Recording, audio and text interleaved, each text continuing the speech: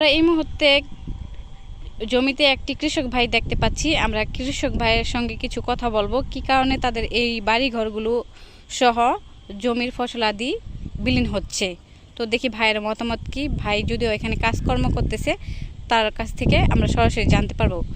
আসসালামু আলাইকুম ভাই, আপনার কাছ থেকে কিছু জানতে চাওয়া, আপনাদের এই যে কাইচাইলে নদী ভাঙ্গনটা কি জন্য হচ্ছে, এটার মূল কারণ কি? মূল কারণ হচ্ছে বড় বড় জাহাজ যায়, যায়, ট্রলার যায়। আচ্ছা, এই কারণে আমাদের বাড়িঘর ভেঙে যাচ্ছে। আচ্ছা, এই জাহাজগুলো তো আগে এদিক দিয়ে যেত না?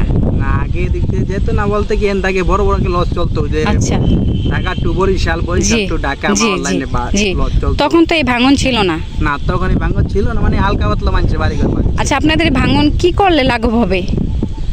আমাদের ভাঙন জি, ওই একবার সরকার থেকে বেরিবান দিয়ে গেছে, জি, ওই বেরিগান সুইটা মুইটা পড়ে গেছে, আর কোনো খবর বার্তা নাই। জি, আমাদের যদি বেরিবান দিয়ে দিতাম অনেক উপকার। ও আচ্ছা, অসহায় মানুষ, আচ্ছা, মানুষ। জি, জি, হ্যাঁ, মানে আপনি বলতে চাচ্ছেন যে ওই যে আপনাদের ওই কর্নার সাইড আপনাদের বাসাগুলো, তাই তো? দেখেন ওই যে পাহাড়ের মতো দেখা যায়। হ্যাঁ, হ্যাঁ, আমাদের বাড়িঘর। আচ্ছা, আচ্ছা।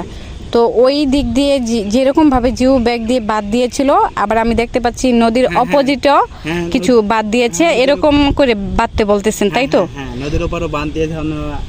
আমার একটা আবদার, যদি মানে বর্তমান উপদেষ্টার কাছে কি আবদার করেন? ডক্টর ইউনূস সাহেবের কাছে যদি আমাদের এই জায়গাটা বেরি বাঁধ দিয়ে দিত, তাহলে আমরা ওই থাকতে পারতাম, আমাদের স্থান একটা হইতো। জি, ঢাকার মতো একটা স্থান ছিল, ওখানে ভেঙে থাকে, আমরা কোথায় গিয়ে থাকবো?